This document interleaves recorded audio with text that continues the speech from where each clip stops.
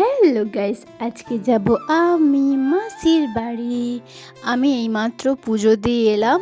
তারপর মা বলছে চল আজকে মাসির বাড়ি যাই, মাসির শরীর খারাপ সেই জন্য।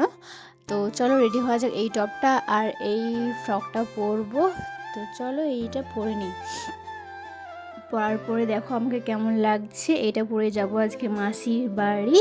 তো চলো একটু মুখে কিছু মাখা যাক। এটা ময়শ্চারাইজারটা মেখে নিচ্ছি, ভালো করে মেখে নিতে হবে যাতে একটু মুখটা গ্লো হয়। ঠিক আছে, এটা মেখে নিয়ে প্রচণ্ড রোদ বাইরে, তাই সানস্ক্রিন না মেখে কি আর পারা যায়, তাই একটু সানস্ক্রিন মেখে নিচ্ছি।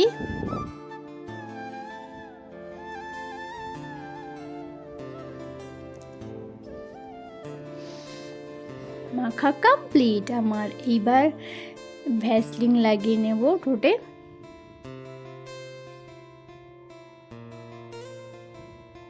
এইবার আর কি, আমার আর কিছু সাজগোজ নেই, সিম্পলভাবে যাব। চুলটা একটু আঁচড়ে নিচ্ছি আমি, আর ক্লিপ নিয়ে নিচ্ছি পেছনে একটু স্টাইল, ওটাই আর কি স্টাইল আমার। এবার বিনুনি করে নিচ্ছি, ভালো করে বিনুনিটা করে, না হলে সবসময় চুল ছাড়া ভালো লাগে। বিনুনি করে নিচ্ছি, ছোট ছোট দু সাইড ক্লিপ মেরে নিচ্ছি, কিউট লাগে যাতে।